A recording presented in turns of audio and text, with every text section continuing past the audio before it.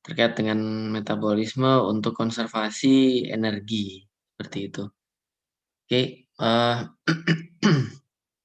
ini suara saya terdengar ya? Dengar Bapak. Dengar ya. Oke. Ya baik, terkait untuk topik hari ini, ya saya coba review lagi apa yang pernah saya sampaikan ya pada saat tahun lalu. Soalnya memang cukup mendadak, jadi kemarin saya lagi di Halim ya, di bandara pas sore, ya terus diberitahu itu, kemudian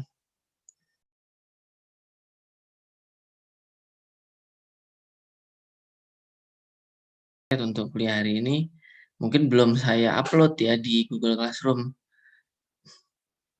karena persiapannya mendadak. Jadi nanti saya akan sampaikan langsung, ya via ini, apa namanya, di Zoom ya, dan nanti mungkin filenya akan saya bagi setelah kuliah, seperti itu. Saya coba share.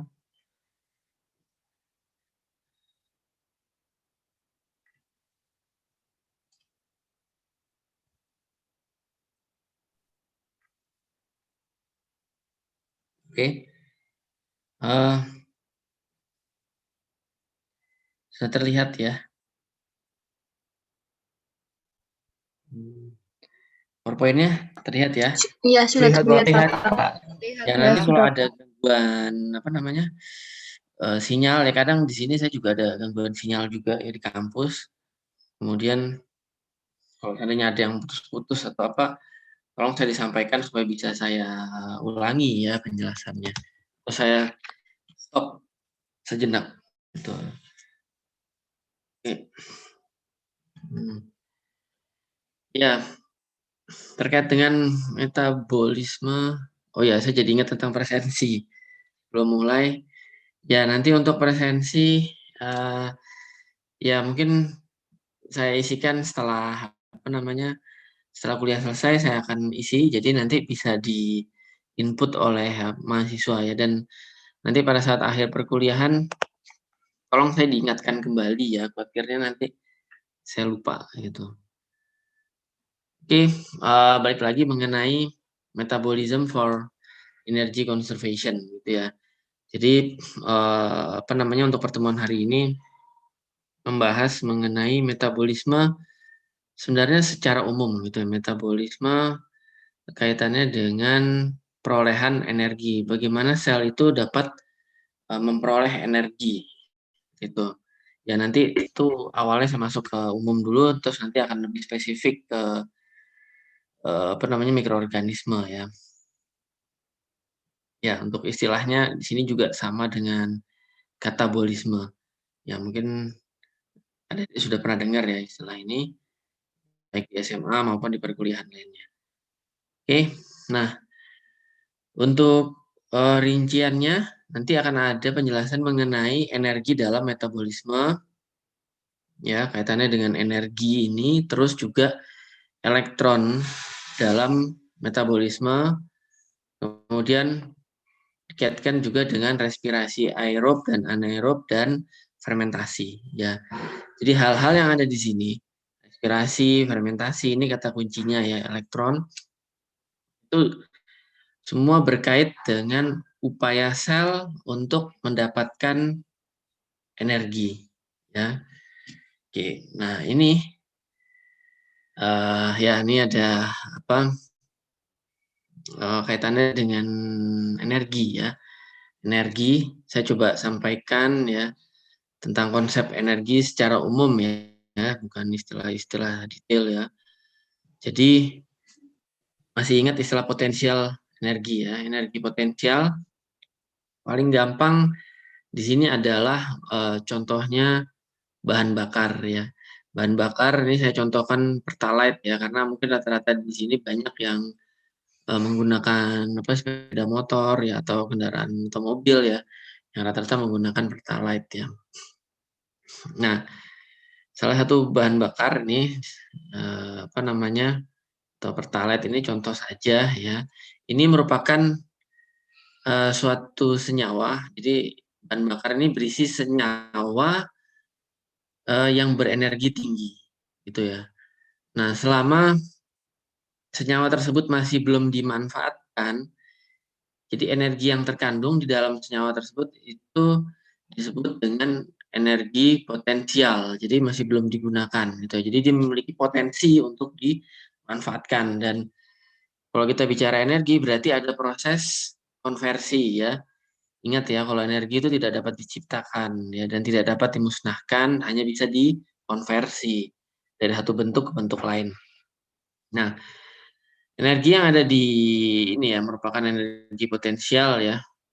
Nah, kemudian pada saat digunakan ya di dalam kita isi bensin gitu ya di tangkinya, tangki kendaraan bermotor, kemudian energi potensial tersebut ya akan istilahnya bisa dibilang sama dengan energi kimia gitu ya. Jadi dia berupa senyawa kimia. Maka juga disebut sebagai energi kimia. Saat di starter kendaraannya, starter kemudian akan ada perubahan. Ya, starter akan ada perubahan menjadi energi mekanik. Gitu ya. Jadi dari energi kimia itu menjadi energi mekanik. Jadi yang starter di sini artinya dimulainya proses combustion. Combustion itu pembakaran ya. Nah, kalau di diagram ini ya, diagram ini yang bergerak-gerak ini mungkin tahu ya tentang gambarnya piston ya yang ada di mesin sepeda motor gitu ya. Mungkin yang laki-laki tahu, yang perempuan juga harus tahu gitu. Yang menggunakan sepeda motor tapi harus tahu konsepnya bagaimana bisa jalan itu motor ya. Nah, itu kalau dilihat di sini ya, ini kan ada aliran tuh yang dari atas sebelah kiri ini yang saya tunjuk. Pointernya terlihat ya, saya gerakan pointer di sini. Ini ada ke dalam, kemudian ada nih busi. Busi ini membangkitkan menimbulkan spark itu percikan api gitu, percikan listrik ya. Jadi ada percikan sehingga mengakibatkan pembakaran terjadi. Jadi bahan bakar setelah pembakaran selesai kan menjadi emisi ya, gas buang. Nah, kemudian gas buangnya itu akan dialirkan di sebelah kanan ini, keluar jadi melalui knalpot seperti itu. Jadi masuknya dari tangki bahan bakar, ada pembakaran di mesin, terus nanti keluar knalpot.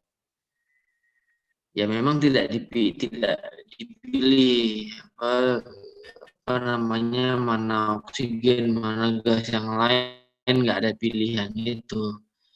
Yang dimasukkan adalah udara yang dimanfaatkan dan dicampur dengan bahan bakar itu. Karena pembakaran itu memerlukan oksigen. Oke. Ya ini proses pembakaran bahan itu. Nah, selain itu juga ada konversi dari energi mekanik. Mekanik itu gerakan putaran itu ya menjadi energi listrik. Nah, kan kalau mengendarai kendaraan bermotor tidak hanya mesinnya aja bisa bergerak ya, motornya aja bisa jalan gitu, tapi kan juga ingin ada lampunya bisa nyala, indikatornya di speedometer dan sebagainya itu juga nyala gitu ya. Nah, itu ada proses konversi dari energi mekanik. Ini kan ada gerakan awalnya. Mekanik ini selain dia dialirkan ke roda, tapi juga dialirkan ke alternator. Itu namanya alternator. Alternator ini merubah energi mekanik jadi listrik gitu ya. Ya mungkin dulu istilahnya dinamo gitu ya. Tapi yang lebih maju ini adalah alternator. Nah, sehingga artinya lampu-lampu yang ada di kendaraan bermotor itu bisa nyala gitu. Pada saat starter itu cuma pencet aja, jadi nggak perlu diengkol gitu ya. Harusnya itu diengkol gitu ya. diputar, tapi kan ya berat ya seperti itu gitu. Saya cuma pencet tombol aja udah nyala itu. Nah, itu karena ada simpanan energi listrik yang ada di aki. Jadi energi listriknya itu disimpan di aki. Jadi pada saat mesin mati, listrik-listrik itu masih bisa mengalir, bisa nyala. Ya, ini akhirnya apa namanya bergeraklah ini namanya motor gitu ya. Bisa ya ini bisa goncengan ya. Ini yang benar pakai helm gitu. Terus ya ini konsep energi secara umum ya. Saya tampilkan mungkin mudah untuk apa dipahami. Nah, sekarang kita masuk ke apa ya ke biologis ya, ke makhluk hidup. Makhluk hidup itu prosesnya sama sebenarnya. Jadi kita bisa bergerak seperti ini tentunya melibatkan energi yang ada di dalam tubuh kita. Semua makhluk hidup, mulai dari hewan, manusia, tumbuhan, sampai mikroorganisme ya, kecuali virus ya, virus itu lain. Kalau virus ya tidak ada proses metabolisme ya. Nah, ini seperti itu. Nah, ini potensial energinya adalah nih, makanan. Contoh gado-gado ya, contohnya gado-gado gini. Mungkin ada yang belum sarapan ya, saya mohon maaf ya kalau bagi ada yang belum sarapan. Eh, saya tampilkan di sini. Nah, gado-gado yang ada di piring ini itu potensial energi ya, potensial energi. Jadi belum bisa dimanfaatkan secara langsung ya. Nah, begitu sudah masuk ke mulut ya ada proses dikunyah. Dikunyah karena ini kan besar-besar ya. Nggak bisa apa namanya nih gado-gado ini ditempelkan di kulit gitu langsung langsung kita bisa bergerak itu nggak bisa gitu ya. Harus melalui proses tertentu gitu dan energi yang ada di dalam makanan ini harus bisa masuk ke dalam sel gitu. Nah, itu ada prosesnya yang harus dilalui. Nah, proses yang dilalui ada ya kalau manusia ya contohnya atau hewan ada pencernaan dulu. Jadi pencernaan itu merubah dari strukturnya yang besar-besar gini ya. Besar-besar itu harus diperkecil dulu ya dengan bantuan enzim sampai halus, dikunyah terus dibantu di apa namanya sistem pencernaan, ada penambahan enzim sehingga nanti menjadi cukup kecil menjadi senyawa-senyawa sederhana ya senyawa sederhana yang bisa nanti masuk ke dalam sistem peredaran darah diserap ya di usus halus ada penyerapan di usus halus masuk ke sistem peredaran darah nah nanti akan disebarkan ke sel-sel setiap sel-sel yang ada di dalam tubuh ya dari pangkalnya rambut sel rambut sampai ujung kaki. Nah, itu diedarkan oleh pembuluh darah. Nah, ya, seperti itu. Nah, kemudian, energi yang tersedia, ya, dalam bentuk senyawa yang sudah sederhana tadi, itu kita sebut, ya, senyawa atau energi kimia, gitu ya, energi kimia. Nah, kemudian, proses yang terjadi, ya, untuk bisa menghasilkan energi yang bisa dimanfaatkan oleh sel, itu proses tersebut disebut dengan metabolisme, gitu ya. Atau biasa juga dengan disebut katabolisme. Jadi ada proses katabolisme di sini. Nah, ini saya contohkan siklus Krebs. Siklus Krebs atau siklus trikarboksilik acid ya atau apalagi istilahnya gitu ya.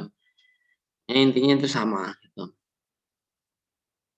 Nah, ini ada perubahan ya kalau yang untuk ini bahan bakunya adalah glukosa ya.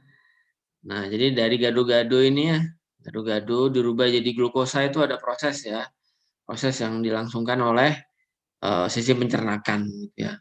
Nah, nanti sel itu terima dalam bentuk glukosa. Nah, begitu masuk dalam sel glukosa, Nah, glukosa itu energi kimia dikonversi ya, ada melalui proses langkah-langkah ini ya. Kan kalian udah belajar di biokimia, menjadi stored energy. Ya, stored energy ini artinya energi yang disimpan. Kayak baterai ya. Jadi seperti baterai. Jadi kalian ngecas HP dan apa dan sebagainya itu disimpan di baterai, seperti aki juga ya. Aki itu kan dari bahan bakar ya. Bahan bakar itu nanti ada proses tadi itu disimpan di aki itu sebagiannya ya. Nah, jadi seperti baterai. Nah, ini bentuknya apa? Baterai di dalam sel itu. Analoginya di dalam sel itu adalah ATP. Itu ya, ATP. Jadi baterai yang ada di dalam sel itu disebut dengan ATP. Nah, jadi artinya sel itu bisa mengkonversi energi kimia yang dari luar sel menjadi disimpan, ya disimpan di dalam tubuh, di dalam sel maksud saya, ya dalam bentuk ATP. Nah, kemudian sel juga membutuhkan energi untuk aktivitas berikutnya. Gitu. Nah, dia mendapatkan energinya dari mana? Ya dari ATP itu tadi, gitu. Bisa dibilang baterai atau ada istilah mata uang di dalam sel, mata uang energi, mata uang energi. Jadi ini dia bekerja dapat duit, ya dapat uang, kemudian uangnya itu akhirnya bisa digunakan untuk aktivitas lainnya, ya membelanjakan yang lainnya itu. Nah, istilahnya mata uangnya atau energi yang tersimpan dalam sel itu adalah ATP.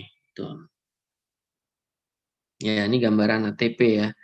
Trifosfat. Jadi ada 3 fosfat di sini. Fosfat 1, 2, 3. Monofosfat yang pertama, difosfat, trifosfat. 1, 2, 3. Ya, adenosin trifosfat. Nah, terus ya aktivitas sel itu apa? Ya aktivitas metabolik ya. Seperti anabolisme istilahnya ya. Untuk menyusun senyawa kompleks, menyusun biomassa dari senyawa-senyawa sederhana itu butuh energi. Nah, itu membutuhkan ATP. Ya, terus contohnya kalau pada hewan dan pada manusia ya, itu aktivitas otot. Aktivitas otot kita bisa bergerak ya otot baik apa secara sadar yang kita gerakkan ya, ataupun gerakan apa namanya yang tanpa sadar ya, seperti pencernaan, detak jantung dan sebagainya itu tanpa disadari bergerak sendiri itu membutuhkan ATP. Ya itu konsepnya ya. Ini harus apa difahami konsep ini. Karena ini nanti kaitannya dengan menumbuhkan mikroorganisme gitu ya. Kalau kita ingin menumbuhkan mikroorganisme, kita harus tahu makanannya apa gitu. Dan ingat, glukosa itu belum tentu makanan dari semua mikroorganisme. Kalau kita beri kasih glukosa, ada mikroorganisme yang tidak mau memanfaatkan. Dan ini kuncinya. Ya, jadi begitu kita berikan glukosa, dia nggak mau, dia diam aja, nggak akan dimanfaatkan. Jadi kita harus tahu makanannya, mikroorganisme atau apa. Kaitannya dengan itu nanti arah. Nah, terus, yang saya beri warna ini ya, warna apa nih? Ya, hijau, hijau, biru gini ya, muda. Nah, ini kaitannya dengan chemical energy. Chemical energy, energi kimia. Jadi ini melibatkan proses energi kimia. Nah, proses yang melibatkan energi kimia ini itu lebih dalam lagi ya. Kalau kita bicara reaksi kimia, itu adalah proses redox atau reaksi redox. Ya, ya. Jadi reaksi redox ini berlangsung. Jadi termasuk combustion ya, combustion pembakaran ya, yang melibatkan oksigen, terus apa namanya bahan bakar itu tadi, itu ada melibatkan reaksi redox kimia. Nah, begitu juga untuk dalam sel. Ya, jadi ada reaksi kimia yang melibatkan reaksi redox. Jadi kaitannya dengan transfer electrons ya. Jadi ingat ya, kalau redox itu reduksi oksidasi, jadi reduksi nggak bisa berjalan ya sendiri, harus ada oksidasinya juga. Nah, kemudian itu melibatkan elektron. Jadi mana senyawa yang berperan sebagai pendonor elektron dan mana yang berperan sebagai akseptor elektron. Seperti itu. Nah, itu redox ya. Nah, ini kaitannya dengan elektron. Oke ya. Sekarang kita masuk ke apa ya? Berikutnya. Ya, ini slide berikutnya penjelasan tentang energi. Ya, mungkin apa dari ini sudah ada saya jelaskan tadi ya pada saat menjelaskan gambar yang ada di slide sebelumnya itu. Ya, jadi di dalam sel proses metabolisme yang terjadi itu banyak melibatkan proses redox, terutama kaitannya dengan aliran energi, konversi mengekstrak energi dan memanfaatkan energi. Seperti itu. Ya. Nah, ini mikroorganisme memiliki kemampuan memanfaatkan sumber energi dalam bentuk yang sangat beragam. Ya, kalau kita manusia makannya ya tadi gado-gado gitu, terus ada ya dan sebagainya ya. Tapi kalau yang mikroorganisme itu nanti ada sesuatu yang tidak bisa dimanfaatkan oleh makhluk hidup lain, bisa dimanfaatkan oleh bakteri ya, terutama dimanfaatkan oleh bakteri sebagai sumber energi. Dia bisa mengekstrak elektron ya. Jadi kalau di sini konsepnya energi itu ya bisa sama dengan elektron. Elektron itu menyimpan energi. Ini dari mana sajakah sel mendapatkan energi dan bagaimana sel memanfaatkan energi dari luar sel tersebut gitu ya. Nah, ini kita akan bahas di sini. Nah, ini pada umumnya sel mendapatkan energi dari glukosa ya, yang sudah kita pahami ya. Apa namanya? Glukosa sebagai sumber energi. Nah, ini bisa dilihat glukosa itu termasuk heksosa. Heksosa artinya dia gula yang memiliki 6 karbon. Ya, ini dilihat ya karbon ya. C, C, C, C, C, C. Ini karbon, ini bukan karbon. O, ini adalah simbol untuk oksigen. Ya. Dan ini perlu diingat, soalnya sering ada saya tanya gitu, mana sumber C-nya? Gitu. Mana sumber karbonnya? Dijawabnya H2O gitu. H2O apakah ada karbon? Gitu. Itu tidak ada karbon, hanya ada hidrogen dan oksigen. Jadi itu bukan sumber karbon. Gitu. Jadi ini harus difahami ya. Dan kalian saya rasa udah belajar biokimia, harusnya nggak salah konsep terkait apa konsep dasar ini. Ya masa H2O itu dianggap sumber karbon gitu ya. Nah, kemudian glukosa merupakan senyawa kimia yang memiliki energi potensial tinggi dan sangat penting bagi sel ya. Kemudian nah ini ada ikatan, jadi ini kaitannya dengan apa sih? Proses bagaimana sel itu mengekstrak energi yang ada di dalam molekul glukosa gitu ya. Ya, jadi ini kaitannya dengan ikatan-ikatan apa kovalen ya dan sebagainya. Di situ ada elektron. Nah, nanti dengan bantuan enzim ya secara bertahap ya. Jadi nggak langsung spread dapat sekian ATP gitu ya. Nggak seperti itu, proses ekstraksinya itu bertahap. Sedikit sedikit sedikit sehingga nanti bisa diambil apa namanya energi potensial yang ada di dalam glukosa itu bisa dimanfaatkan semuanya. Ya, artinya elektron yang tersedia yang bisa diambil itu akan dimanfaatkan semua. Tuh, kaitannya dengan elektron. Nah, terus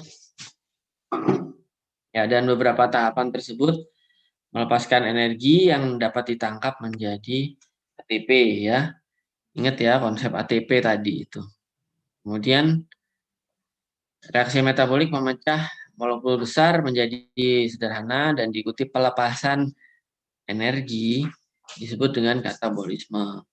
Ya, ini jangan terpisah sendiri-sendiri ya. Jadi molekul besar menjadi molekul kecil.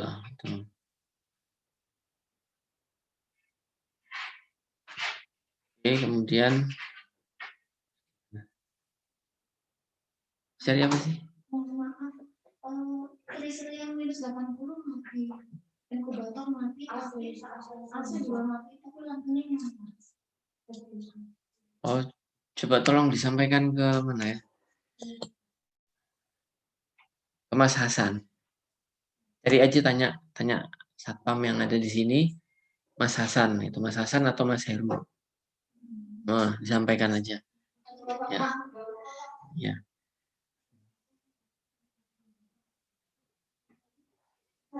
Ya, di lab ininya ada yang mati. Apa inkubatornya? Oke, kemudian itu tadi ya. Jadi katabolisme ini jangan dipisahkan. Ini kalau pemecahan molekul besar jadi sederhana itu bukan katabolisme, kurang lengkap. Harus diikuti dengan pelepasan energi. Ya, itu baru katabolisme. Oke, terus nah, penangkapan energi ya. Jadi ini ada proses ekstraksi ya dari glukosa itu. Gimana caranya sel itu mengambil energi di dalam glukosa itu. Ada caranya sehingga energi itu bisa dimanfaatkan. Kalau di bensin itu tadi ya di mesin itu bakar sehingga bisa dikonversi. Tuh, tapi kalau ini nggak bisa dibakar gitu ya. Jadi ada proses yang melibatkan enzim untuk mendapatkan energi. Nah, penangkapan energi ini menjadi ATP bisa berjalan secara langsung dan tidak langsung. Nah, untuk energi yang konversi energi secara langsung ini disebut dengan substrat level fosforilasi. Nah, yang tidak langsung itu disebut dengan oksidatif fosforilasi. Ya, jadi di sini ada dua istilah berbeda, tapi sama-sama ada melibatkan fosforilasi. Nah, ini fosforilasi merupakan istilah yang digunakan ya untuk menunjukkan adanya proses pembentukan ATP. Ya, jadi bisa dilihat di sini. Kan sebelumnya ADP ya. ADP itu seperti yang saya jelaskan tadi, ADP itu dia punya dua fosfat, memiliki dua fosfat. Nah, jadi fosforilasi itu penambahan fosfor. Ya, P ya. Ingat ya, P itu kan fosfor ya. Unsur P itu fosfor. Nah, itu ada proses fosforilasi. Jadi penambahan satu fosfor di sini. Makanya menggunakan istilah fosforilasi. Ini istilah yang sudah disepakati dari dulu gitu ya. Nah, ini arahnya ke sana fosforilasi. Jadi pembentukan energi. Nah, spesifik untuk pembentukan ATP ya. Fosforilasi secara langsung ini disebut dengan substrate level phosphorylation. Nah, yang tidak langsung itu disebut dengan oxidative phosphorylation. Ya, untuk yang oxidative phosphorylation ini melibatkan atau biasanya terjadi kalau di eukariot ya, ingat ya. Di eukariot itu terjadi di mana? Di mitokondria. Ya, pada eukariot terjadi di mitokondria. Tapi pada prokariot itu tidak punya mitokondria. Ingat ya, jangan sampai kalian berpikir prokariot bakteri punya mitokondria. Jadi kalau kalian berpikir seperti itu tidak mendengarkan kuliahnya Bu Ati ya. Nah, jadi di prokariot itu tidak memiliki mitokondria karena ukuran sel prokariot itu kurang lebih sama dengan ukurannya mitokondria. Jadi sudah kecil, sudah tidak bisa ada mitokondria lagi di dalam sel gitu ya. Karena ukurannya sudah kecil. Nah, jadi proses terjadinya adalah di membran sel gitu ya. Karena untuk syarat terjadinya oksidatif fosforilasi itu harus ada gradien. gradien apa namanya, proton gitu ya, gradien proton atau muatan, gradien muatan. Gradien muatan, dan itu hanya bisa difasilitasi apabila ada membran. Kalau tidak ada membran ya tidak bisa. Dan satu-satunya membran yang dimiliki di prokariot itu adalah ya membran sitoplasmanya itu. Ya kalau eukariot masih ada di mitokondria, ada membran ya. Lain di membran sel tapi juga ada di mitokondria. Oke. Ya, ini jangan sampai lupa konsep ini. Ya itu tadi ya. Nah, ini melibatkan elektron carrier. Carrier itu pembawa ya, ada truk gitu ya, truk carrier gitu ya, carriernya yang membawa carrier yang membawa elektron. Jadi dia hanya membawa saja gitu. Nggak dipakai sama dia. Oke. Nah, terus mekanisme ekstraksi energi dari pemecahan glukosa. Ya, ini mungkin di fisiologi tumbuhan ya dan juga di biokimia ya harusnya kalian sudah dapat ya. Jadi harusnya kalian sudah paham. Nah, sel menangkap energi dari glukosa melalui proses glikolisis. Ya, jadi awalnya adalah kalau kita bicara glukosa, ini masuk ke dalam proses glikolisis, menghasilkan pirufat, terus baru masuk ke siklus Krebs dan respirasi. Jadi ada proses respirasi di sini, gitu ya. Jadi respirasi ini terlibat ya dalam proses menghasilkan energi dari glukosa. Jadi menghasilkan energi secara maksimal. Ekstraksinya itu dimaksimalkan gitu. Ya ada yang tidak melibatkan respirasi, ada. Ya contohnya fermentasi. Fermentasi tidak melibatkan respirasi. Ya akibatnya karena tidak melibatkan respirasi, energi yang dapat diekstrak dari glukosa pada proses fermentasi itu sedikit lebih sedikit apabila melibatkan respirasi karena stepnya itu nggak maksimal, tidak maksimal, hanya setengah jalan saja terus sudah berhenti. Jadi masih ada tersisa energi yang belum diekstrak lagi, gitu. Nah itu proses fermentasi, itu konsepnya. Kalau respirasi dia sampai tuntas semua energi yang ada di glukosa akan diekstraksi, diambil habis ya oleh sistem metabolisme ini. Mulai dari glikolisis, Krebs, dan respirasi. Ya, glikolisis ini juga ada disebut dengan Embden-Meyerhof-Parnas atau EMP pathway, ya sama saja. Jadi intinya adalah perubahan dari glukosa ini menjadi pirufat, dan pirufat ini merupakan bahan bakunya proses ya. Jadi dilanjutkan. Nah, pada saat proses glikolisis ini menghasilkan energi. Energinya berupa ya NADH dan ATP. Jadi ada yang dihasilkan energi secara langsung ya. Nah, ini ada ATP dilihat ya, ada ATP dan ATP. Nah, ini masuk dalam kategori kalau saya bilang tadi secara langsung berarti termasuk apa? Substrat level atau oksidatif maksudnya apa ya? Ya, substrat level fosforilasi atau oksidatif fosforilasi. Substrat level fosforilasi, Pak. Substrat level ya. Dia akan dihasilkan ATP secara langsung. Nah, ini ada fosforilasi. Dia menghasilkan 2 ya dari step ini, 2. Ya, ini kan dipecah ya dari 6. Ingat tadi kan saya bilang termasuk heksosa berarti punya 6 karbon. Dipecah jadi 3 karbon, 3 karbon gitu ya, 3 karbon, 3 karbon. Nah, untuk menjadi pirufat, ya ini ada step-stepnya ya. Dia melepaskan 2 ATP, 2 ATP. Secara keseluruhan memang menghasilkan 4 ATP. Tapi ada proses ya kaitannya dengan pemecahan menjadi apa namanya nih? Dua senyawa 3 karbon itu melibatkan 2 ATP. Jadi dia membutuhkan 2 ATP tapi menghasilkan 4. Jadi totalnya dari proses glikolisis ini adalah menghasilkan 2 ATP. Ya.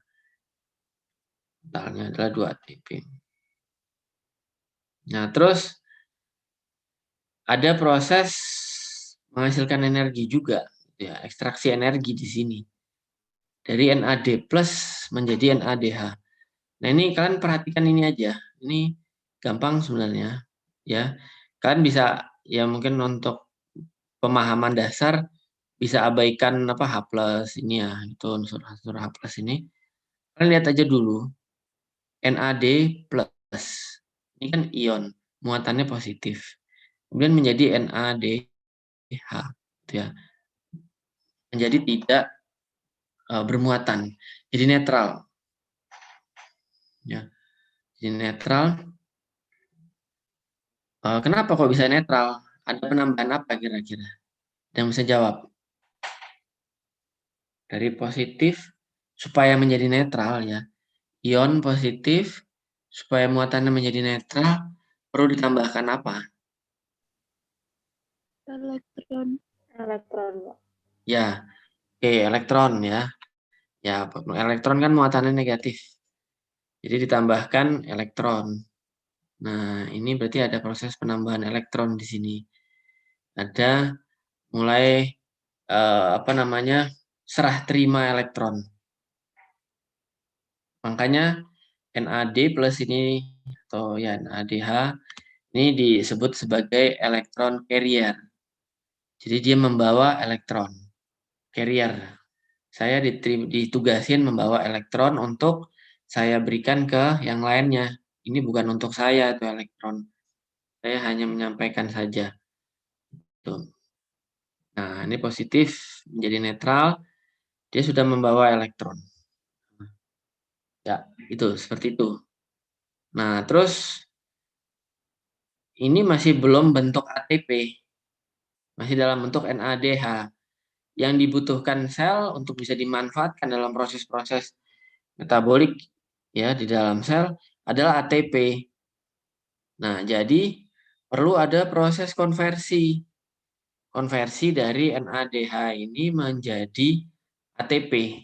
Gitu. Ya, nanti ada prosesnya. Prosesnya lewat apa? Ada yang tahu? Kira-kira apa?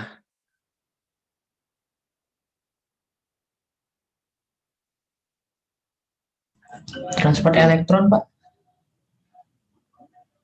Iya. Ya, itu memang melibatkan ini juga proses elektron. Tapi ada proses yang lebih lengkap lagi istilahnya. Ya, Stanford transfer elektron merupakan salah satu bagiannya. Ya, jadi secara keseluruhan untuk mengkonversi NADH ini berenergi tinggi, dia punya elektron. Tapi untuk dikonversi jadi ATP perlu proses yang disebut dengan respirasi. Itu. Jadi ini masih punya energi besar, tapi belum bisa dimanfaatkan menjadi ATP. Nah, maka dari itu konversinya ini perlu proses yang disebut dengan respirasi. Kalau sel tidak bisa melangsungkan respirasi, hanya fermentasi saja, ya berarti tidak akan bisa maksimal mengekstrak energinya.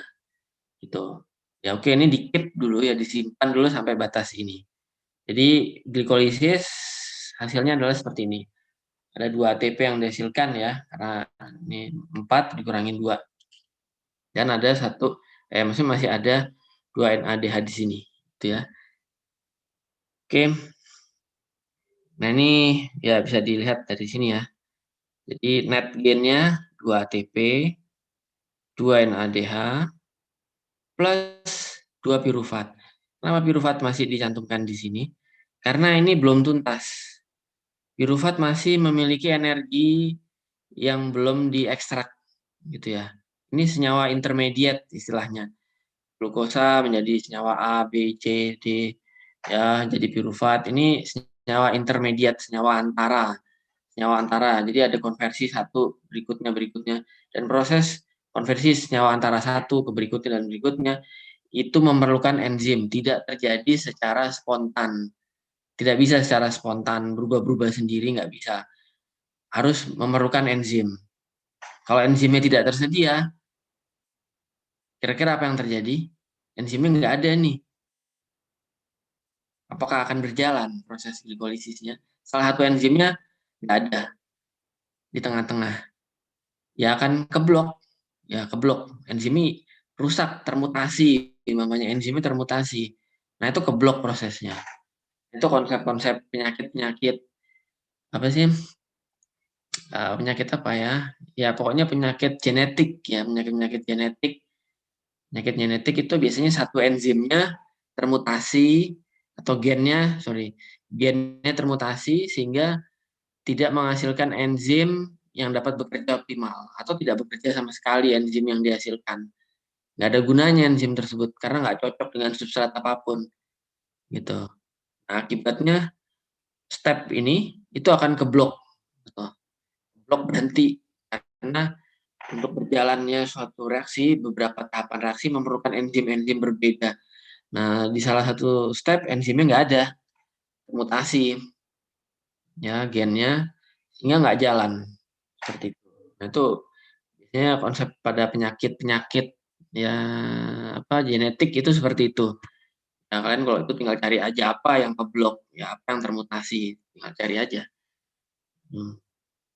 Nah, terus menghasilkan dua pirufat yang bisa dimanfaatkan lagi. Nah, terus bagaimana cara mengekstraksi energi yang ada di pirufat ini?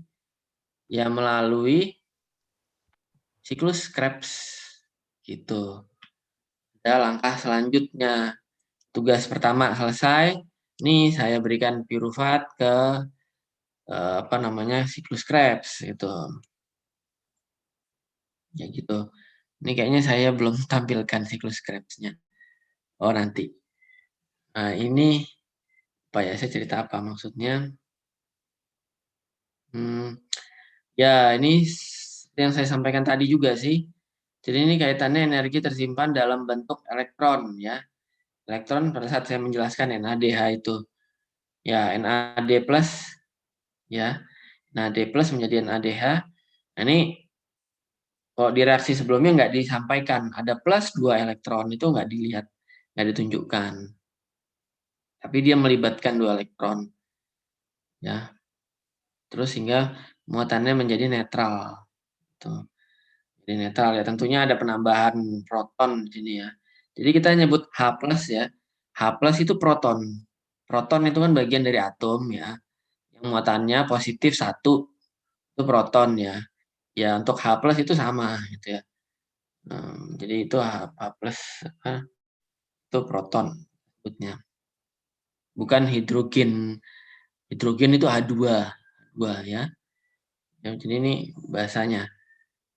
Mohon difahami pada saat misalnya menyebutkan proton itu adalah H+. Beda dengan H2 gas hidrogen, beda.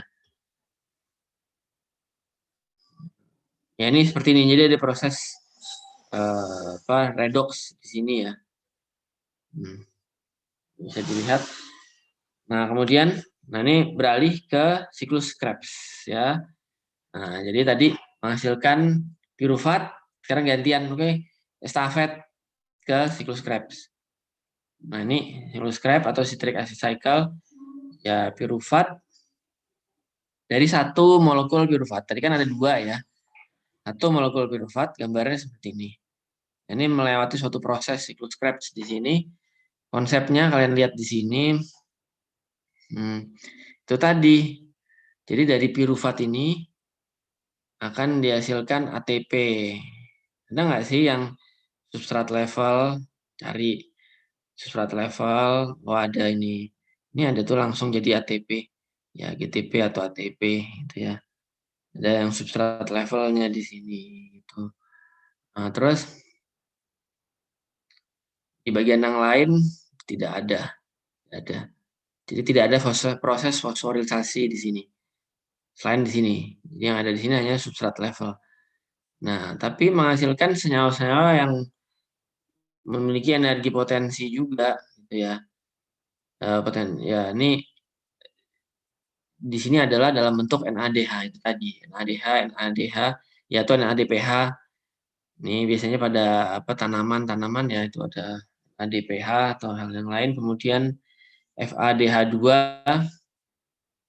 sama. FADH2, NADH. Intinya senyawa-senyawa ini adalah senyawa carrier. Ya. Carrier dia membawa elektron. Jadi dari proses-proses ini sudah ada ambil alih, jadi proses pengekstraksi elektron. Dari pirufat ini saya lepas, saya berikan ke NAD+. Kamu bawa nih elektron. Nanti kamu sampaikan ke respirasi.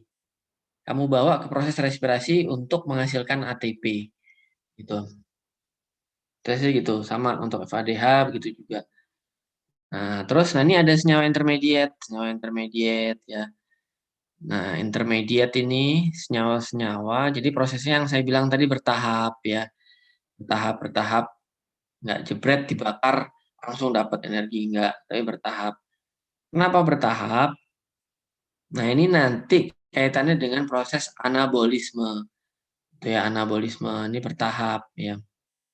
Jadi nanti dipakai nih untuk senyawa berikutnya, untuk assemble merakit senyawa yang dibutuhkan oleh sel yang kompleks. Ya, itu ada yang butuh sitrat, ada yang butuh isositrat, ini dan sebagainya gitu. Jadi setelah dipecah terus nanti dimanfaatkan gitu ya. Ya, tapi itu nanti bahasan kita tentang anabolisme. Sekarang kita fokusnya ke energi. Ya, dan di sini juga ada CO2 ya.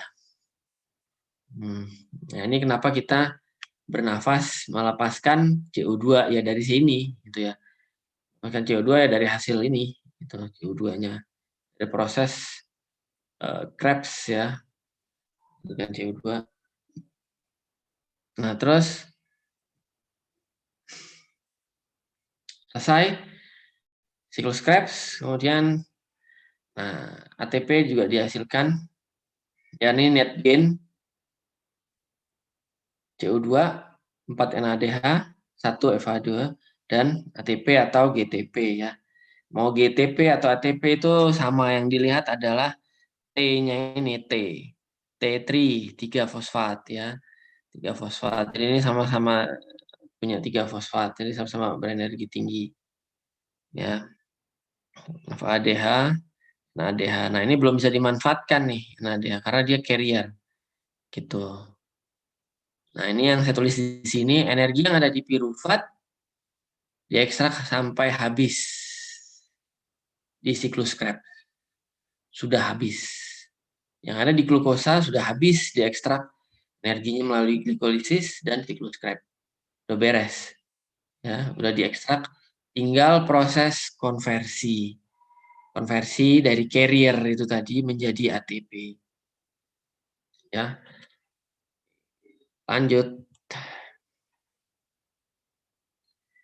Berikutnya NADH dan FADH sebagai elektron carrier dari glikolisis dan siklus Krebs menyerahkan elektron yang dibawanya ke sistem respirasi. Ya, lihat, ingat ini respirasi. Respirasi. Pertama kali yang kalau kalian bayangkan respirasi, ini jam berapa ya udah? Saya kebanyakan cerita ya. Respirasi ini pasti melibatkan oksigen. Jadi lihat, start respirasi. Mana sih startnya, mana akhirnya kalau ngeliat dari sini, dari kanan ke kiri, kiri ke kanan. Lihat, bahan bakunya apa tadi? NADH, ya, FADH, ya. Lihat mana sih ditemukan NADH? Oh, ada di sini. Nih, NADH masuk di sini. NADH sebagai primary elektron donor. Ya, elektron donor. Dia mendonorkan elektron yang dibawanya. Ingat, dia carrier saja. Setelah dilepaskan elektron, dia kembali menjadi NAD+. Ya, NAD+. Nah, nanti NAD+ ini dia akan ke glikolisis itu tadi, di glikolisis ya, atau mungkin di Krebs ya. Dia standby untuk menerima elektron lagi. Nah, begitu dia udah terima, elektronnya akan dialirkan ke respirasi sini gitu ya. NADH dialirkan ke sini.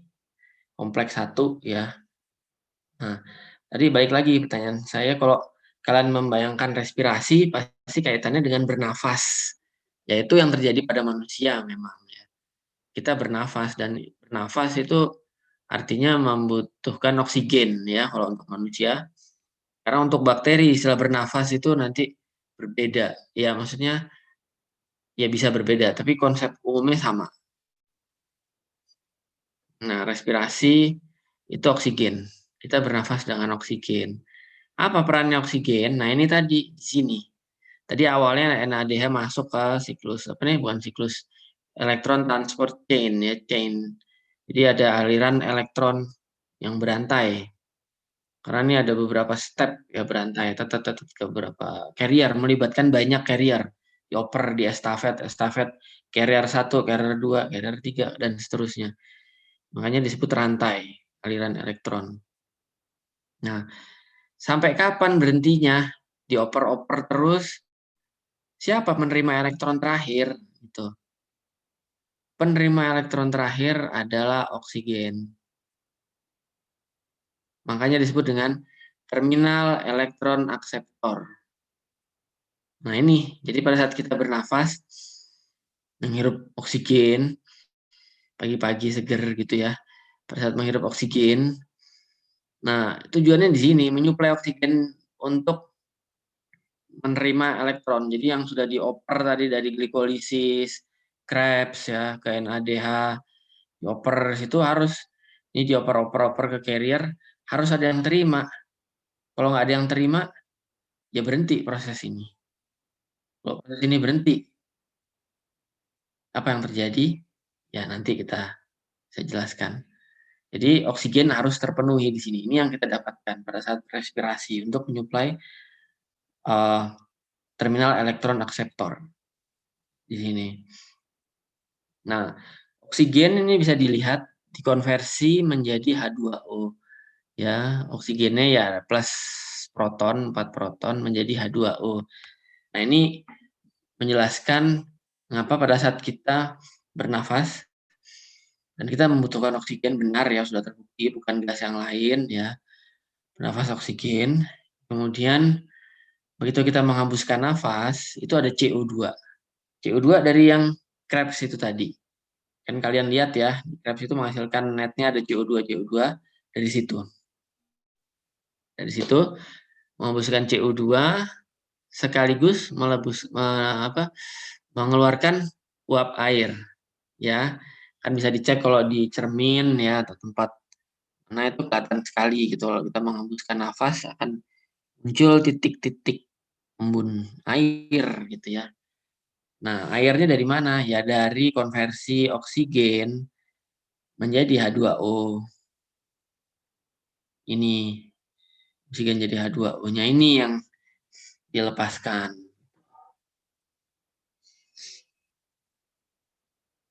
Oke ya. Ya kalau respirasi pernafasan umum ya, oksigen menjadi CO2 terus H2O, ya itu konsepnya seperti itu. Nah, ya memang kayak nggak secara langsung ya, tapi yang satu posisi di mana, ini posisi di sini ya, tapi masuk satu keluar bareng. Seperti itu konsepnya. Nah ini balik lagi NADH, dia membawa elektron. Elektron ada kompleks 1, kompleks 2 di sini. Nah, ini ingat membran ya, membran. Dan ini ada muatannya beda. Di bagian sisi sini negatif, di bagian sini muatannya positif. Nah, ini environment berarti di luar sitoplasma. Ya, kalau kita bicara prokariot ya di luar membran sitoplasma. Ya. Atau kalau kita bicara mitokondria, di luar membran yang mitokondria. Environment. Nah, di dalam itu dibuat negatif. Ya kan negatif, luar positif. Ya. Ini banyak NADH carrier ini dia melepaskan elektron. Melepaskan elektronnya, ya nanti ditangkap. Ya ada proses-proses di sini. Ya mungkin di mata kuliah lain kalian lebih mendalami hal ini ya. Tapi untuk ini cukup di sini saja. Sampai ini saja, yang penting kalian paham konsepnya. Ya, ada proses-proses di sini. Elektron ini akan dialirkan dari langkah 1, step berikutnya, kompleks 1, kompleks 2, kompleks 3, kompleks 4, sampai kompleks 4. Pada saat aliran elektron terjadi, kalian lihat, ada proses pelepasan H+, proton. Ingat ya, jadi elektron muatannya negatif, H+, proton muatannya positif. Ini dilepas keluar, H+. Dikeluarkan lagi H+. Ya, dari dalam nih, diambil, dikeluarkan. Itu juga ini, diambil, dikeluarkan gitu ya. Plus. Nah, karena banyak yang dikeluarkan, jadi ya muatannya menjadi positif. Di sini. Muatannya positif. Di dalam cenderung lebih negatif. Tuh, di luar lebih positif. Ini yang dicari. Harus dibuat seperti ini, ada gradien. Gradien, kalian tahu baterai, ada bagian positif, ada bagian negatif. Harus dibuat gitu. Baterai itu habis kalau aliran elektronnya udah sampai. Jadi dari positif itu semua bergerak, selesai di negatif. Udah selesai, habis di negatifnya gitu ya. Habis sudah mengalir semua, udah stabil, nggak ada gradien lagi, nggak ada selisih sama, seimbang. Kalau udah seimbang, ya nggak ada stromnya lagi baterainya. Baterai ada strom itu karena ada perbedaan muatan yang tinggi, potensialnya tinggi. Jadi yang sangat negatif, sangat positif. Gitu. Makanya masih bisa dipakai. Itu yang dicari. Harus dibuat seperti itu. Nah, cara membuatnya ya seperti ini caranya dengan aliran elektron ini. Harus ada aliran elektron karena setiap ada pergerakan elektron, carrier ya, dioper dari satu carrier ke carrier lain, itu ada pelepasan atau diikuti dengan pelepasan proton. Tuh. Tujuannya ini, aliran elektron buat apa sih elektron itu dialirkan satu ke satu dan sebagainya. Ya untuk mengeluarkan proton ini, bisa dibilang seperti itu ya. Untuk melepaskan proton. Jadi untuk membentuk gradien muatan supaya beda. Terus manfaatnya apa kalau seandainya di luar ini sudah positif, di dalam sudah cenderung negatif. Manfaatnya apa? Nih lihat. Ada kaitannya dengan produksi ATP. Nah, inilah proses konversinya. Jadi dari NADH, dari aliran elektron, nah, ini ada konversi menghasilkan ATP. Nah, coba lihat, untuk menghasilkan ATP ini saya sambungkan ya, ini bisa dibilang sambung cuma di sisi sebelah mana gitu ya. Nah, gitu, ini nyambung sebenarnya.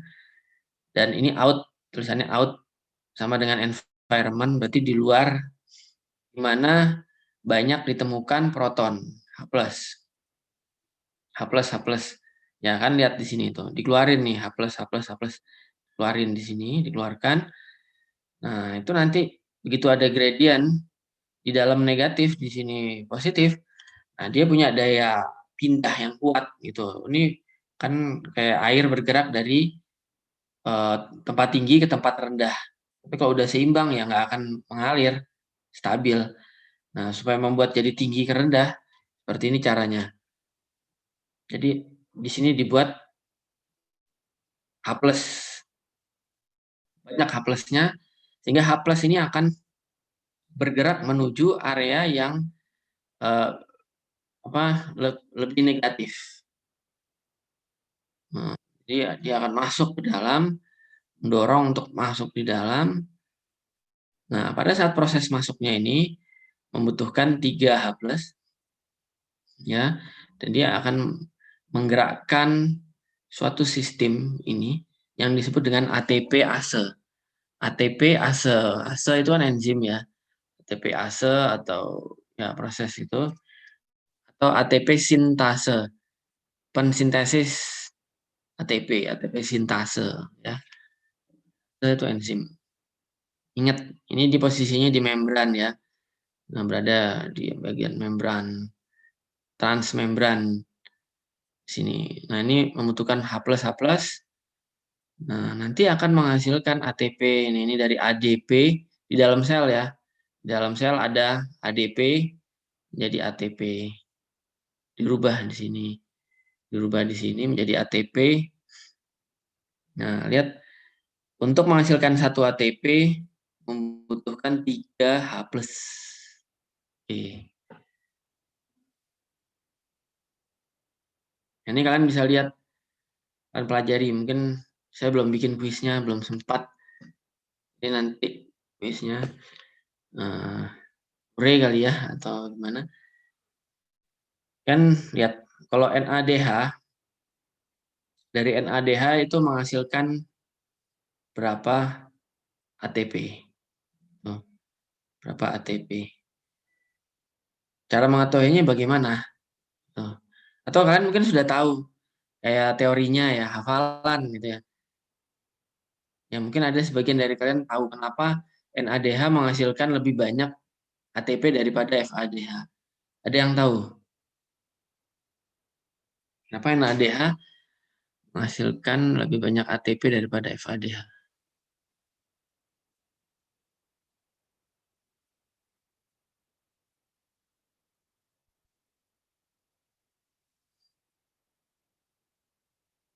Ini bosan, merasa bosan atau tidak tahu jawabannya? Gitu. Oke, saya ya. Permisi Pak Irfan. Ya. Kalau saya pribadi sebenarnya waktu di biokimia kemarin sudah diajarkan Pak sama dosen biokimia. Teman saya ini karena terlalu banyak jadi agak lupa Pak alasan kenapa NADPH itu lebih besar daripada yang FADH Pak. Tapi sudah diajarkan kemarin. Tapi karena itu jadi saya agak lupa kalau saya pribadi Pak. Jadi mohon maaf. Ya mungkin pribadi yang lain juga sama. Itu ya, saya anggap seperti itu. Ya, apa? Jadi seperti ini supaya kalian dapat konsepnya. Dari NADH kalau lihat di sini ya akan menghasilkan berapa proton di sini. Satu NADH akan melepaskan banyak proton ya. Yang dilepas keluar ada berapa? 4 tambah 4 tambah 2. 8, 9, 10. 10. Ya. Nah, dari 10 H+ bisa menghasilkan berapa ATP? Dari 10 H+ menghasilkan berapa? Rumusnya ini. 3 ATP. 30, Pak. 30. 3 ya. 3 ATP. Ya 10 dibagi 3 ya 3, sisa 1 ya 1 nggak terpakai gitu ya.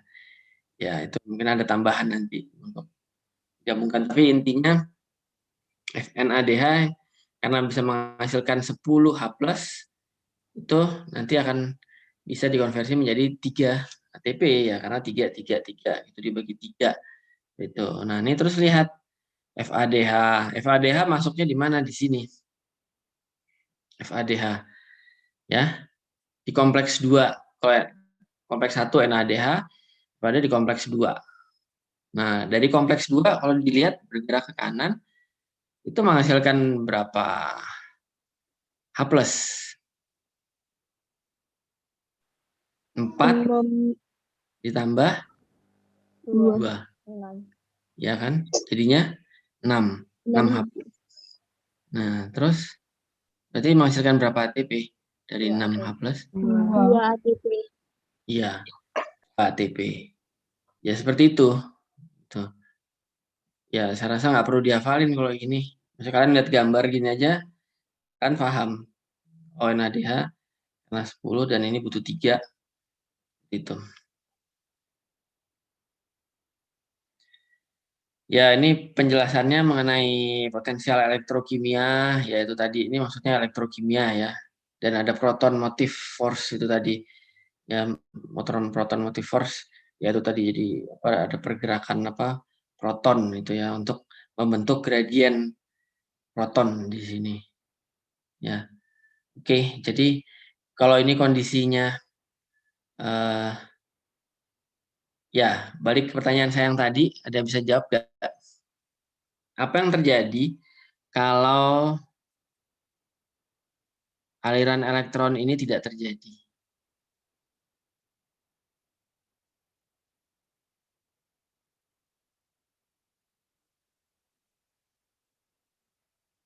Yang terjadi? Jawabannya sama dengan pertanyaan, apa yang terjadi kalau tidak ada NADH yang masuk ke sini? Apa yang terjadi kalau oksigen itu tidak tersedia? Jawabannya satu, sama. Apa yang terjadi? Tidak dihasilkan ATP. Tidak ada gradien, Pak. Terus ujung-ujungnya Tidak dihasilkan ATP, Pak. ya tidak dihasilkan ATP. Itu ya apa yang terjadi kalau sel, kan tahu ya apa namanya, racun-racun ya, racun kalau nggak salah sianida apa ya, sianida, banyak racun-racun itu ngeblok di sini, ngeblok apa namanya,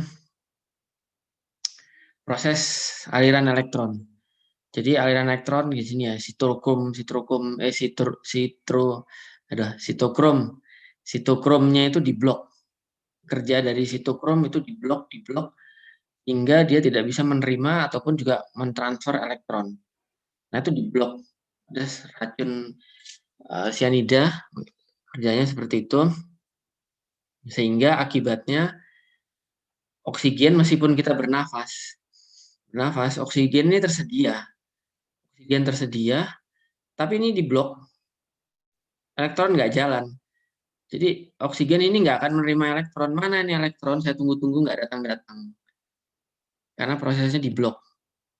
Nah, ini akibatnya bisa sesak nafas. Ya, sesak nafas itu gejala yang ditimbulkan atau sinyal dari tubuh kalau kekurangan oksigen untuk ini ya, terminal elektron akseptor. Kalau ini berhenti, oksigennya nggak ada, ditunggu-tunggu nggak datang-datang, itu tubuh akan merespon sesak nafas. Gejala sesak nafas, ya seperti itu. Ya, kenapa merespon seperti itu? Karena tidak ada ATP yang diproduksi. Ada ATP yang diproduksi, jadi prosesnya diblok di sini. Ini nggak berjalan. Ya, sehingga orang akan mati.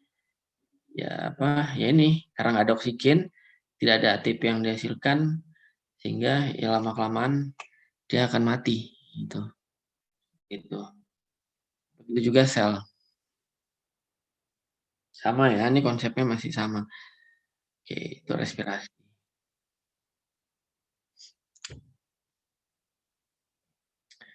Ini pelajari video animasi oksidatif phosphorylation di file terpisah, amati kerja ATPase dalam menghasilkan ATP. Ya, ini nanti kalian bisa cek sendiri. Waktunya nggak cukup untuk saya tampilkan. Nanti saya berikan, pelajari aja konsepnya. Nah, terus dari gambar di slide sebelumnya, perhatikan aliran elektron dari satu molekul NADH, ini tadi. Ya, sehingga terbentuk 3 ATP. Seperti yang saya jelaskan tadi, mengapa FADH menghasilkan 2 ATP, dan kalian saya rasa udah tahu jawabannya. Ini total dari aerobic respiration. Aerobik disebut dengan aerobik karena melibatkan oksigen. Itu tadi. Jadi ini peran oksigen adalah sebagai terminal elektron akseptor. Jadi yang tadi, siapa nih elektron dialir-alirkan, dioper-oper, yang penerima terakhir siapa? Sampai kapan ini dioper gitu. Nah, penerimanya adalah oksigen. Makanya disebut dengan respirasi aerobik. Ya, jadi itu istilah yang kayak dibuat oleh manusia ya, karena disamakan dengan aktivitas di manusia. Itu respirasi aerobik. Jadi ini total yang diperoleh ATP dari satu molekul glukosa. Oke, nah ini sama juga pada respirasi aerobik yang ditemukan di bakteri, jamur, protozoa, alga, ya kurang lebih sama. Kalau untuk yang fotosintetik ya ada, ya itu kan autotrof ya, autotrofnya. Tapi untuk proses memanfaatkan glukosanya menjadi energinya, ya kurang lebih mirip seperti ini. Oke, terus terminal elektron akseptor. Elektron mengalir dari kompleks 1 ke 4, kayak tadi ya. Diterima, bla bla ini, kemudian ini tadi penjelasannya. Penjelasan mungkin ini saya detailkan ya, supaya kalian mengambil lebih fokus untuk memahami apa yang dimaksud dengan respirasi aerobik. Kenapa saya sampaikan di sini? Karena saya ingin menjelaskan di bakteri atau mikroorganisme ya, tidak hanya terjadi proses respirasi aerobik saja. Saya akan menggiring kalian ke respirasi anaerobik dan fermentasi. Ingat, fermentasi dan respirasi anaerobik itu sesuatu yang berbeda. Jangan disamakan. Memang sama-sama berlangsung tanpa oksigen. Tapi fermentasi itu bukan respirasi. Pada jenis bakteri tertentu, respirasi dapat berlangsung secara anaerobik karena menggunakan molekul selain oksigen. Ya, ini saya tekankan di sini, beda dengan fermentasi. Nah, jadi kalau menggunakan molekul selain oksigen, jadi artinya terminal elektron akseptornya adalah bukan oksigen. Nah, ini kan tadi saya bilang oksigen itu menanti-nantikan mana nih elektron yang mau datang, gitu ya. Nah, sekarang yang menanti-nantikan itu bukan oksigen, senyawa lain yang menanti-nantikan elektron, mana elektron yang mau datang. Makanya disebut anaerobik.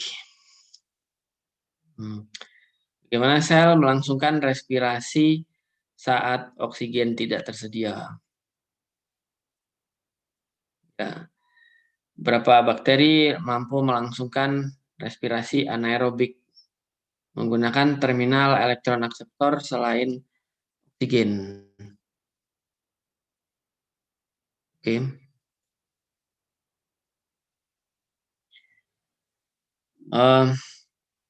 Respirasi anaerobik ya, saat oksigen tidak tersedia, ya elektron akseptor selain oksigen itu dibutuhkan ya untuk mendukung proses respirasi pada prokariot tertentu. Jadi tidak, kalau kita bicara prokariot itu rata-rata bakteri ya, ya bakteri dan archaea, bakteri archaea. Tapi kita lebih banyak mempelajari di bakteri. Nah, ini disebut dengan respirasi anaerobik. Jadi terminal elektron akseptornya itu adalah selain oksigen. Sekarang saya tanya, pada respirasi anaerobik ya, respirasi anaerobik, apakah ada proses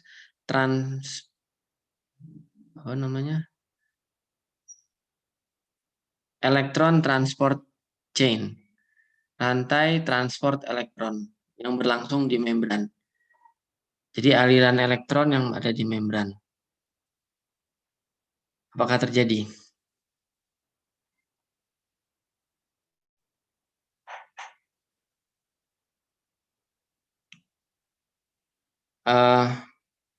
Saya coba minta untuk di chat masing-masing, di chat ya di Zoom ini. Masing-masing chat, pertanyaannya adalah pada saat proses respirasi anaerobik ya, apakah elektron transport chain itu ditemukan? Jadi elektron transport chain, aliran elektron tadi ya saya sampaikan yang melibatkan banyak carrier yang terjadi di membran, apakah hal tersebut terjadi atau ditemukan pada respirasi anaerobik?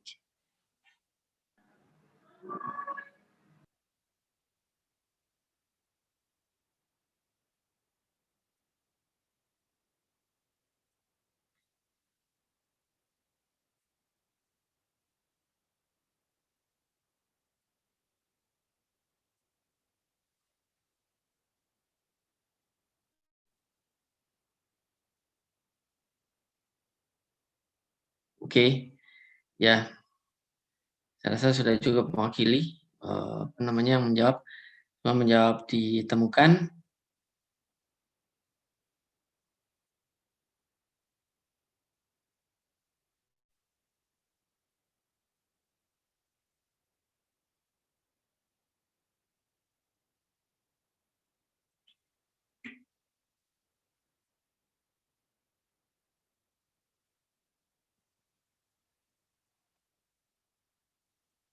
Oh maaf, ya.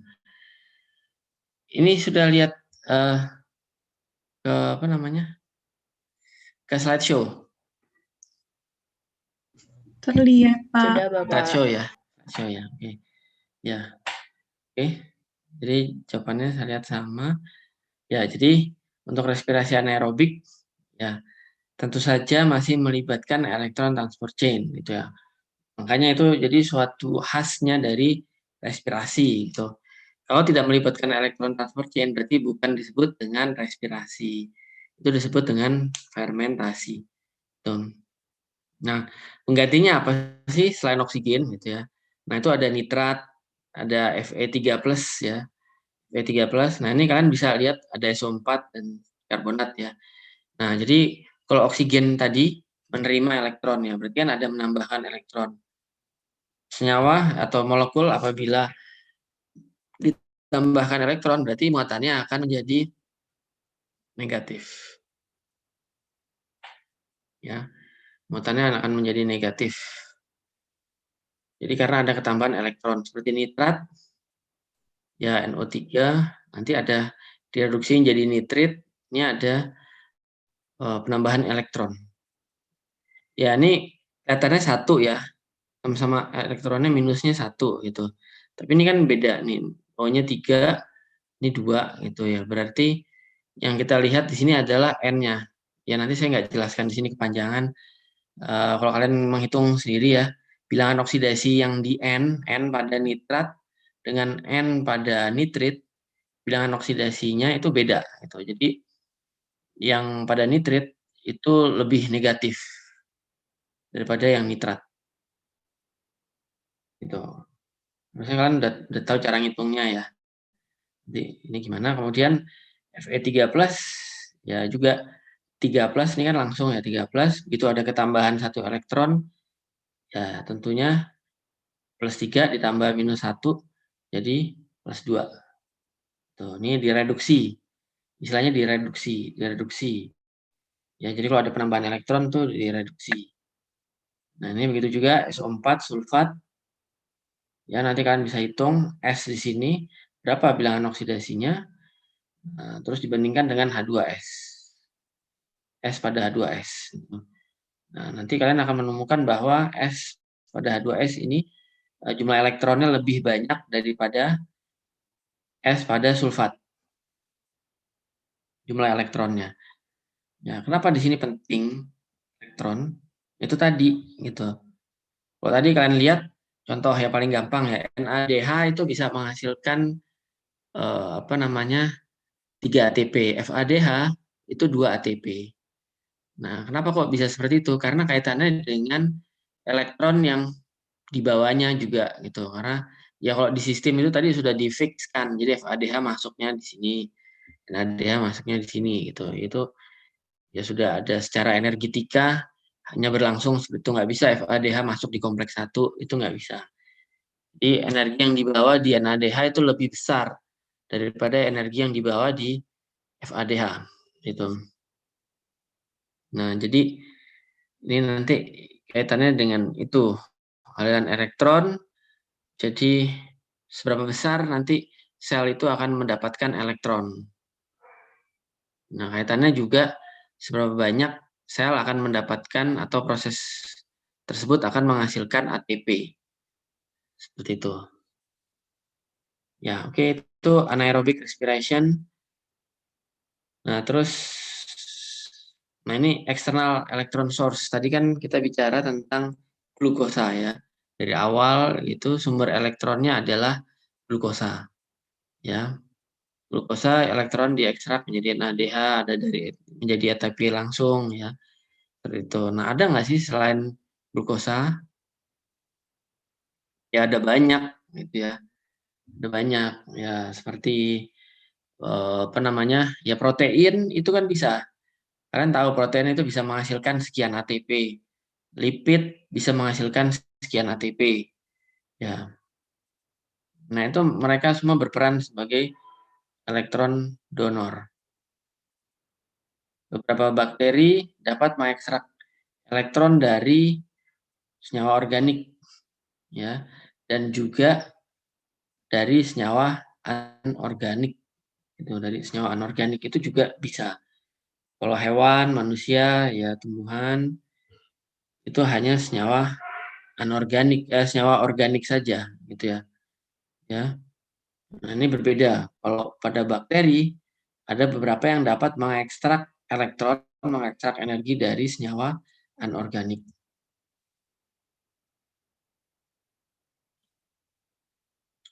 Oke.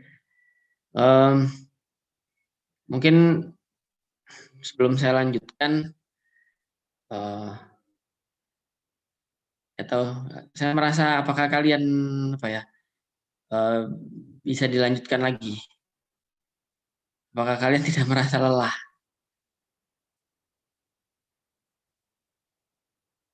Gimana? Kalau menurut kalian ini mau dilanjutkan lagi atau di stop sampai sini dulu?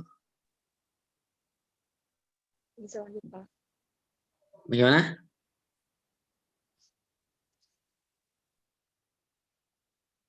Saya khawatirnya sudah banyak informasi yang didapatkan menjadi lelah gitu. Ya kalau seandainya lelah ya nanti kita bisa lanjutkan lagi di pertemuan yang berikutnya gitu, terkait hal ini. Kalau mau dilanjutkan misalnya mumpung di bahasan ini saya akan lanjutkan mungkin butuh 10 menit lagi. Gimana? Dilanjut, Pak, tidak apa-apa. Lanjut, Ya. tidak apa-apa. Oke. Ya, saya lanjutkan. Karena ini sudah mulai beralih ke kalau tadi itu saya sampaikan konsep-konsep menghasilkan energi gitu ya. Jadi supaya kalian nggak bingung sebenarnya. Jadi kalian harus pahami dulu konsep dasar terkait dengan energi. Dan untuk berikutnya ini sebenarnya nggak sulit gitu ya, nggak sulit. Begitu kalian sudah paham tadi konsep energi. Nah ini berikutnya itu hanya ke jenis senyawanya saja. Gitu. Jadi kalau tadi yang dicontohkan adalah glukosa, ada glikolisis, Krebs ya, respirasi gitu kan, itu dari glukosa. Nah ini selain glukosa. Jadi ada sistem metabolisme yang dapat mendapatkan energi dari senyawa-senyawa selain glukosa. Ya. Itu dibedakan menjadi organik dan anorganik. Kalau senyawa organik ya contohnya seperti protein ya atau gula-gula yang lain ya. Itu ada suatu proses terus senyawa organik untuk menghasilkan energi. Entah kemudian untuk yang lainnya selain senyawa organik itu juga ada senyawa anorganik. Ya. Nah, ini kalian harus paham bedanya senyawa organik dengan anorganik. Ya, harusnya paham ya kalau kemarin sudah kuliah di biokimia, mungkin ada mata kuliah kimia yang lainnya ya. Bedanya inorganik sama anorganik.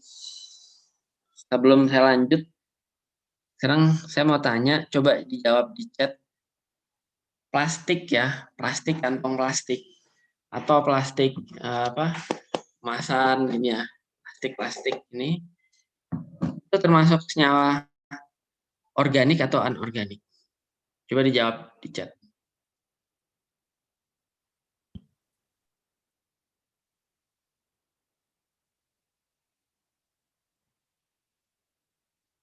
Ini kayaknya untuk melihat chat saya harus stop share ya.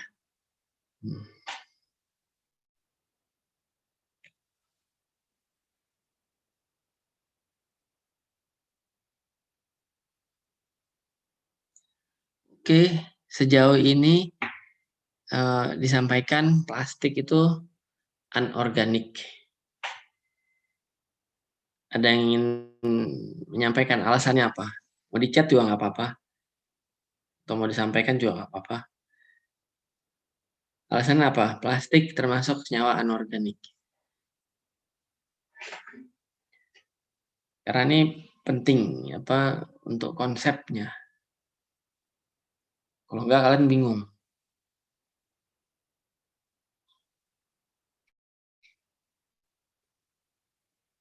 Oke. Izin apa? Ya, silakan. Saya Foni dari Biologi B, izin menjawab. Kalau pengetahuan saya itu kenapa dikatakan anorganik karena menurut saya plastik itu tidak bisa diuraikan seperti itu, Pak. Oke. Ya, saya tampung. Ada yang menjawab anorganik, ada yang menjawab organik. Kalau yang tadi yang menjawab anorganik, saya rasa jawabannya sudah terwakili Mbak Foni ya. Saya rasa seperti itu. Jawabannya karena tidak mudah terurai. Ya. Nah, kemudian yang menjawab organik. Yang organik jawabannya ini karena mengandung atom karbon. Ya, atom karbon, hidrogen gitu ya. Jadi disampaikan organik. Ya, jadi ini yang perlu dipahami ya. Kalau kita bicara umum ya, dalam konsep pencemaran lingkungan ya, seperti itu secara umum ya, secara umum itu kalau kita bilang ini organik, go to organik gitu ya. Jadi hindari penggunaan sampah plastik atau kantong plastik gitu, go to organik gitu. Nah, itu ya mungkin sudut pandangnya seperti itu bisa dibilang plastik itu termasuk anorganik, jadi bukan organik ya. Ya, kalau sudut pandang seperti itu tidak salah gitu ya. Nah, sekarang kita coba perlu punya dua sudut pandang. Jadi di sini ada dua standar gitu ya. Kalau untuk umum, untuk halayak umum itu bisa diterima seperti itu untuk go to organik ya. Nah, tapi kalau kita bicara ke struktur molekul, karena kalau kita bicara sumber energi, molekul yang dimanfaatkan mikroorganisme ya ataupun makhluk hidup ya, kita harus melihat sampai level unsurnya. Unsur penyusun senyawa tersebut. Yang kita lihat di situ. Ya, jadi kalau dari unsur plastik itu kalau kalian browsing ya, plastik kalian akan melihat isinya adalah banyak atom karbon di sana. Nah, kalau di situ ada karbon dan hidrogen, dikategorikan sebagai senyawa organik gitu. Jadi kalau kita bicara dari sudut pandang unsur ya, yang disebut organik adalah senyawa yang memiliki atom karbon dan hidrogen. Itu disebut organik. Yang anorganik adalah ya senyawa-senyawa yang tidak memiliki karbon dan hidrogen. Tuh, seperti itu. Oke ya. Ini konsepnya agak digeser sedikit ya, saya tambahkan konsep baru di sini. Ini penting. Jadi kalau untuk keilmuan di molekul, kalian berpikirnya adalah seperti tadi yang saya sampaikan. Ya, oke. Nah, terus sekarang saya tanya, air, oksigen itu termasuk organik atau anorganik? Silahkan dijawab di chat.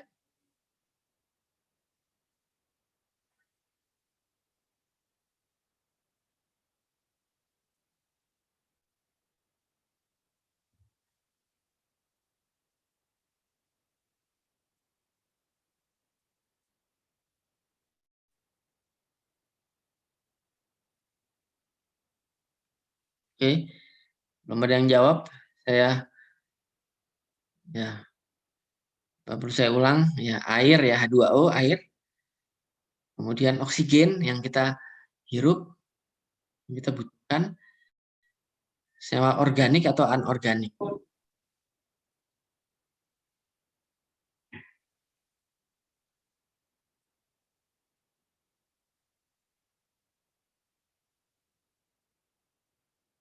Ya, ada yang menjawab organik, ada yang menjawab anorganik.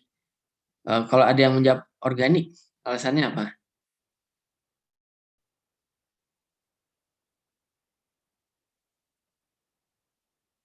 Menjawab organik, apakah saya cenderung gini, kalau yang menjawab organik itu biasanya berpikir itu ditemukan di makhluk hidup.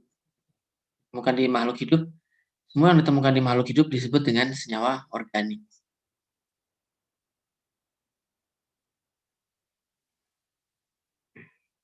Ya, saya anggap seperti itu pemikirannya. Dan tahu besi ya, besi juga ditemukan di hemoglobin ya. Besi sendiri organik atau anorganik itu kan juga ditemukan. Nih. Jadi konsepnya harus digeser lagi, ya.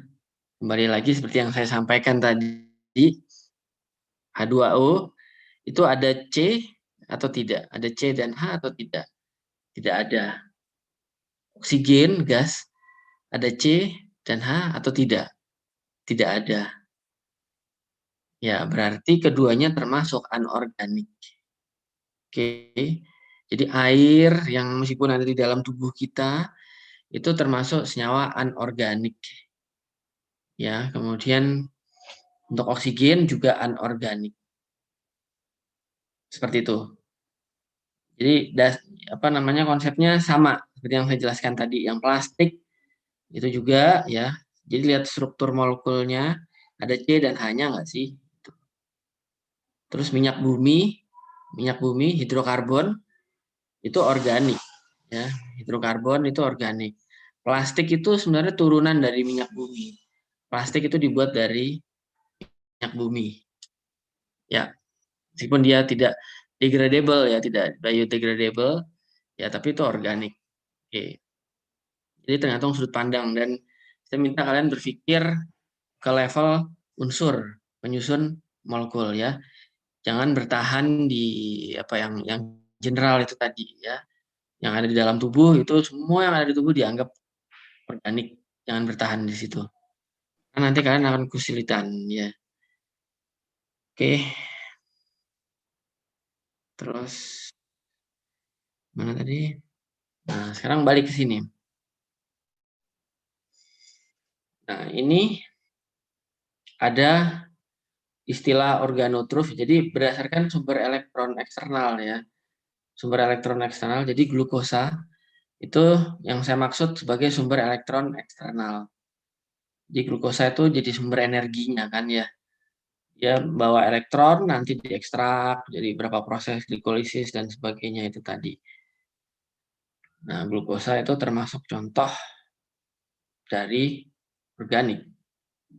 Nah, mikroorganisme yang memanfaatkan senyawa organik sebagai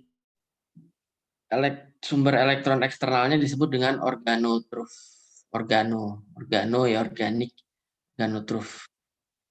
Contoh glukosa, gula, etanol, metanol ya. Kalau seandainya plastik sekarang sudah bisa terdegradasi, sudah bisa ditemukan, termasuk sudah plastik juga gitu. Nah, kemudian litotrof. Nah, ini untuk menunjukkan bahwa mikroorganisme dapat memanfaatkan senyawa anorganik sebagai sumber elektronnya. Contohnya adalah H2O, H2S, H2, Fe2+, NH3. Dan ini jangan bingung dengan slide sebelumnya. Ini elektron donor ya, elektron donor. Karena ada mirip-mirip tadi. Kalau yang di slide sebelumnya, ini ya, respirasi anaerob dan nitrat, ada SO4, nih, ada Fe3+, ini beda ya, beda 4. Tapi dia jadinya nanti produknya H2S. Itu, ini respirasi. Jadi terminal elektron akseptor itu senyawa yang dapat menerima elektron. Nah, untuk ini yang saya maksud untuk hal ini adalah yang dapat mendonorkan elektron. saya punya elektron, ini kamu ambil, contohnya glukosa. Saya punya elektron, silakan kamu ekstrak dari saya, gitu. Nah, itu organik kalau yang glukosa contohnya. Itu disebut dengan organotrof. Tapi ini adalah litotrof. Jadi dia punya senyawa anorganik ya sebagai sumber elektron. Jadi selain glukosa ya, glukosa dan anorganik nih H2O. Sekarang saya tanya, tanaman itu mendapatkan elektronnya dari mana? Silakan dijawab di chat. Tanaman dapat elektronnya dari mana? Ya mungkin ada yang bilang tanaman itu termasuk fototrof ya, yaitu benar. Tanaman organisme fototrof, energinya dari foton energi cahaya matahari atau cahaya buatan ya, artifisial, yaitu benar. Oke.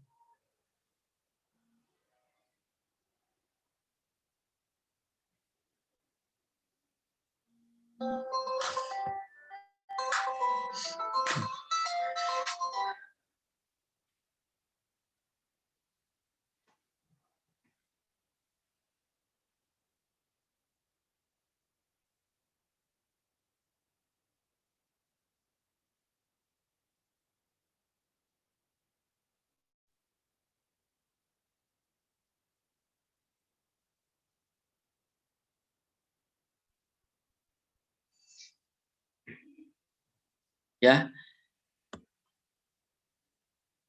oke. Ya, sebagian menjawab dari hidrolisis air dan sebagian ada menjawab yang lain, itu yang lain.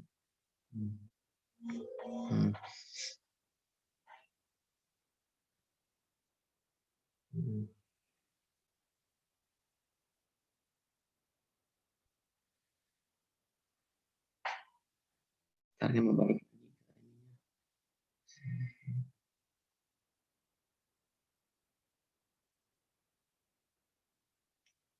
Ya, ya ini saya perlu, makanya saya tanyakan karena seringkali jawabannya atau pemahamannya berbeda terkait dengan hal ini, ya. Jadi air yang ada di tanaman fungsinya bukan sekedar memang kita menyirami tanaman ya di tubuh juga ya maksudnya bukan tubuh sih, bukan sekedar sebagai mengisi di sitoplasma, penyusun sel air ya kalau di tanaman. Fungsinya sebagai sumber elektron gitu.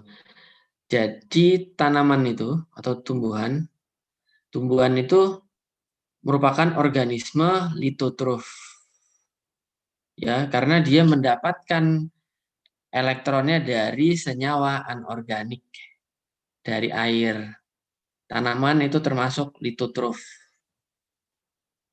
Ya, beda ya dengan hewan dan manusia. Itu udah beda hal ini. Kalau pada mikroorganisme, sebagian ada yang litotrof, sebagian ada yang organotrof. Bakteri ada yang litotrof, ada yang organotrof.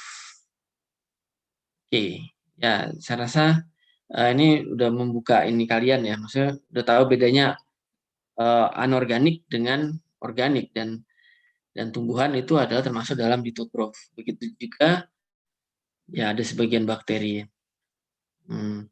Ya tapi H2O ya, merupakan elektron donor utama ya yang umum ditemukan pada tanaman. Saya belum menemukan, ya mungkin ada kali tanaman tertentu kalau ada ya, tapi saya belum menemukan tanaman itu dapat memanfaatkan H2S, hidrogen gas, Fe2 plus NH3 atau amonia sebagai sumber energi atau sumber elektron. Itu saya belum menemukan. Nah, ini hanya ditemukan pada bakteri. Ya, atau mungkin archaea itu juga ada. Jadi intinya pada prokariot lah. Pada prokariot. Ya, yang fotosintetik juga ada 2O ini.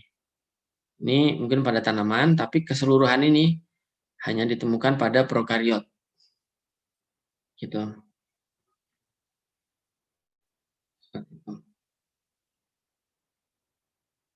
Ya, ini catatan-catatan yang saya berikan di sini kalian perlu pahami ya.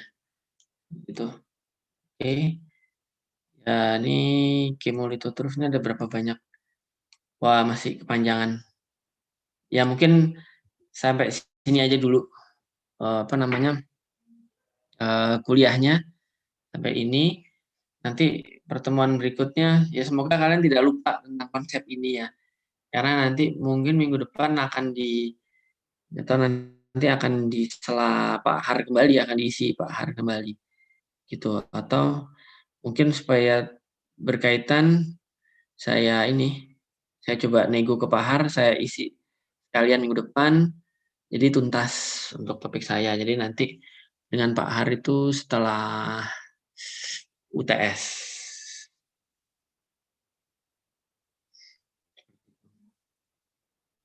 Oke, jadi mungkin nanti pada pertemuan selanjutnya ya kita bicara mengenai chemolithotrof ya, lithotrof.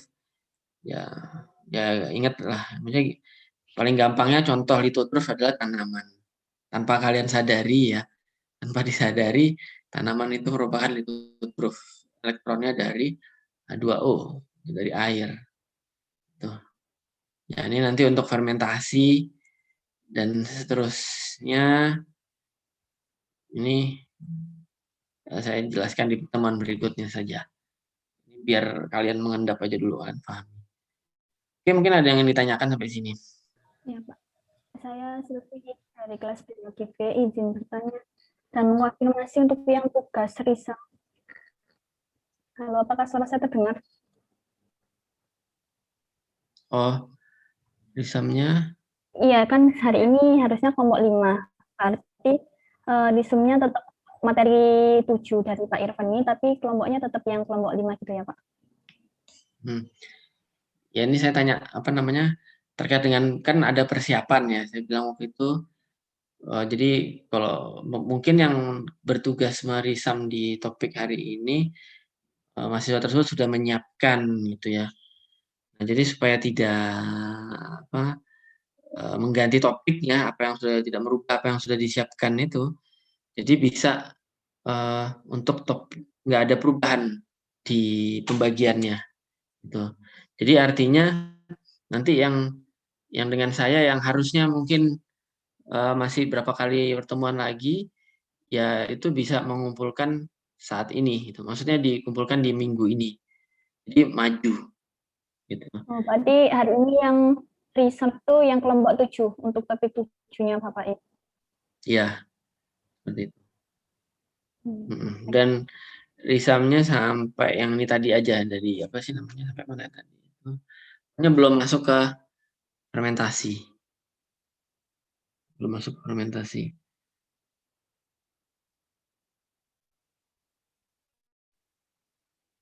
Seperti itu. Ya, baik Pak, terima kasih. Oke. Ada yang ingin tanyakan? Jika tidak ada, oh ya, ini saya sedikit komentari, karena ada menjawab cahaya matahari dan air ya. Jadi cahaya matahari tidak memberikan elektron ya, tidak memberikan elektron, tapi ada energi foton itu tidak, elektronnya tetap dari air itu. Ya ada proses-proses sehingga elektron itu menjadi berenergi tinggi, berenergi rendah. Itu saya juga kurang paham. Saya kurang paham apa prosesnya, bagaimana elektron kok bisa berenergi tinggi, berenergi rendah. Itu saya tidak mempelajari sampai situ. Ya, jadi yang saya pahami sumber elektronnya adalah apa? Itu nanti kaitannya dengan pada saat kita ingin menumbuhkan mikroorganisme jenis tertentu, kita harus tahu kebutuhannya. Gitu. Jadi jangan sampai jika kita ingin menumbuhkan organisme tertentu, kita nggak tahu sembarang semua dikasih Na. Di kultur dikasih glukosa. Padahal dia tidak bisa memanfaatkan glukosa sebagai sumber energi. Dia nggak akan bisa tumbuh sampai kapanpun. Gitu. Arahnya ke sana. Ini konsep dasar yang perlu difahami. Baik nanti di industri pun atau riset gitu ya. Oke, setelah ini saya akan isi apa namanya yang absensinya itu di presensinya nanti mungkin kasih waktu saya sekitar 15 menit. Terus selanjutnya nanti bisa dicek. Kalian bisa melakukan isi apa presensi sendiri. Ya, saya rasa sementara cukup ya.